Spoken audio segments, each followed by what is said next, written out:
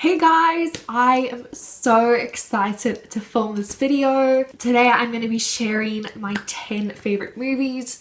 I watch a lot of movies, so the list will inevitably change, but there are some here that have stayed here for a while. So yeah, I am very excited. I personally just adore watching movies. I love analyzing them. I love the whole experience that a movie brings. So yeah, I'm gonna share with you today my favorite ones. They are in no particular order. Let's get to it. So the first one is The Great Gatsby. It came out in 2013. We're talking Leonardo DiCaprio, Carey Mulligan, Tobey Maguire. Really good acting. I think a lot of people know this movie or know of this movie. It's really great, the storytelling it's done over sort of a little bit over narration. If you like a story that sort of has a little bit of storytelling, then it is definitely one for you. The next one is The Proposal. Okay, I feel like I watched this when I was quite young. We're talking Sandra Bullock, Ryan Reynolds. It came out in 2009. There's also the granny, who is just iconic, who's played by Betty White. Yeah, it's just a funny sort of romantic comedy. The next one is Me, Earl, and the Dying Girl.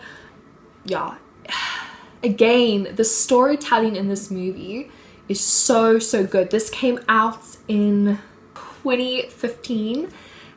Reviews 81 on Rotten Tomatoes. Yeah, it's definitely one that is gonna pull at your heartstrings. I've got a few movies in here that are sort of like indie or and independent movies. Okay, I have watched this movie way too many times. Way too many times. There was literally a day where I probably watched it 3 times over and over again. I cry every single time. And that is, I'm gonna say it wrong, I really should have done. Anyway, it's Les Mis, I'm gonna butcher this, I'm really sorry. Les Miserables, stuffed it, ruined it. But Les Mis, I just call it Les Mis. Anne Hathaway, Hugh Jackman, a musical, but yet I feel like the story is so strong by itself. And what's really cool, a little fact, is that they sang live, so they weren't mouthing the words. They sang them on set. They had little earpieces with the music. So yeah, these are really talented actors in this movie. I will always look up reviews for movies, or ratings, rather ratings than reviews, I guess. Yeah, but I don't necessarily, I feel like movies are very subjective, I think that's the right word. So it really just depends on you and if the story speaks to you. But yeah, I always just find it fascinating to look up the ratings of movies. Anyway, the next one, this is beautiful. This is basically kind of like a movie slash, it's basically a documentary about, it's called Evelyn. Over here, I'm planning to put all of them over here. So the brother is a filmmaker, and when he basically lost his brother, when his brother was 22 years old, his brother killed himself, and they really didn't heal. The whole family didn't heal and never really spoke about it. So I forgot how many years later it was. I think it's about like 10 years later after he has died. They go hiking around England, I'm pretty sure, and just talk about Evelyn, talk about what they loved about him, everything like that, because they haven't dealt with it. I love watching things that deal with grief and that explore the idea of loss, because at the end of the day, there are so many ways to grieve and to feel, and none of those ways are wrong. It's very sad, but so beautiful at the same time. Yeah, and I personally don't mind crying at movies. I love a good movie that's gonna make me cry. So yeah, this is really beautiful. And guys, we're talking 100% on Rotten Tomatoes, okay? It's really good. I highly recommend it. It came out in 2018 and you can still find it on Netflix. So there's that one. The next one, I actually watched this quite recently. It's A Quiet Place. Now, I am not really one for kind of horror movies. Can do a few thrillers, otherwise it's just not necessarily my thing. But anyway, I watched A Quiet Place. It was on Netflix and it was so well done. I watched a lot of, I'm also one of those people who will watch behind the scenes and interviews about the movie and stuff, and what I love about this one is it basically takes something, being silence, and that silence represents fear. And yes, they're scared to make noise, but it's so much more than that. The movie is all about family. What's really awesome is there's a deaf actress in it, and yeah, it's just so fascinating to watch her, but equally, if you watch the behind the scenes, so fascinating to see how they did everything, as they had a translator. Yeah, just incredible. Now we're talking Wes Anderson. Yeah, I watched Moonrise Kingdom, which is just beautiful. One thing, I then did lots of research about Wes Anderson, and a lot of his films explore the idea and sort of this concept that the children act like adults and the adults act like children. Moonrise Kingdom is beautiful. It's a sweet but sort of it's a sweet love story in a sense between 12-year-olds.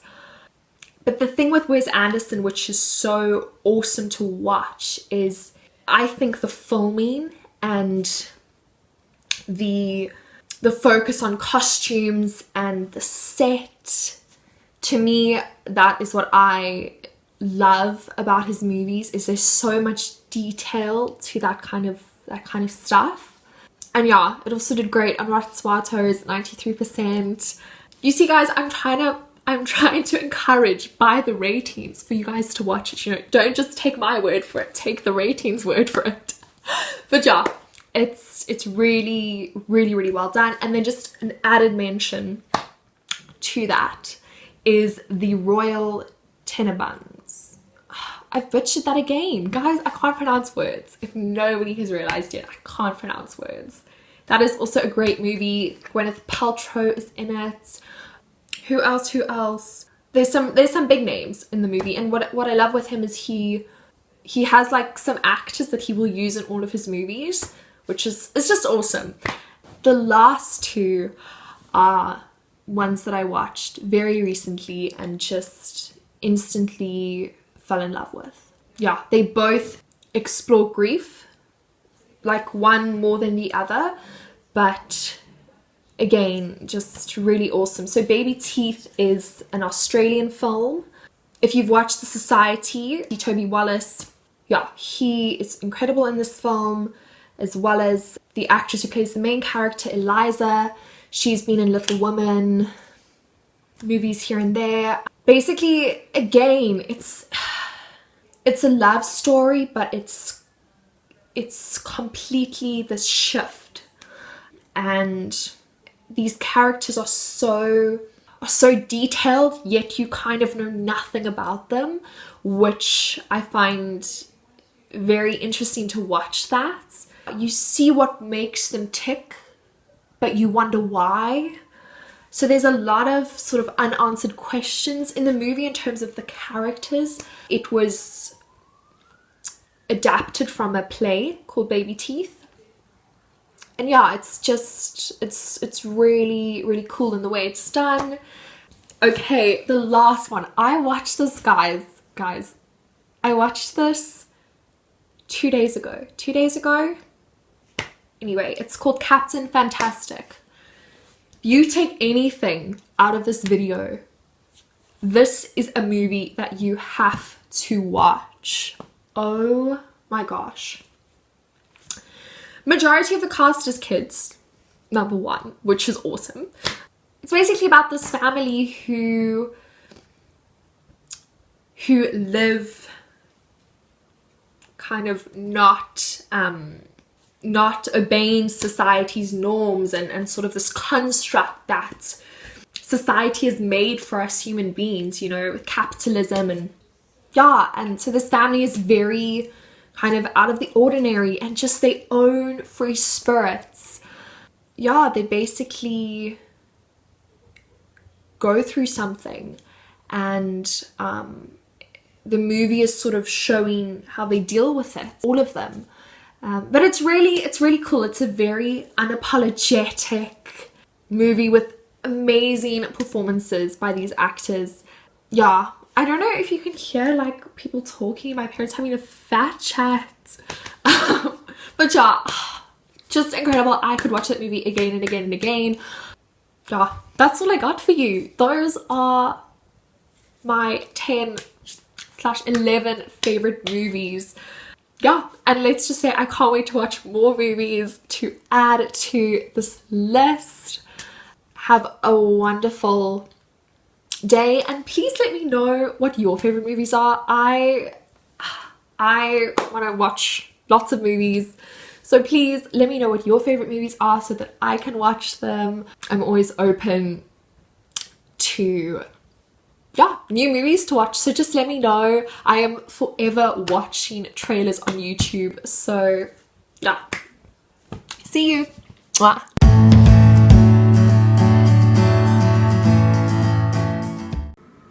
What? When did this come out? This came out in, I think, am I getting this right? In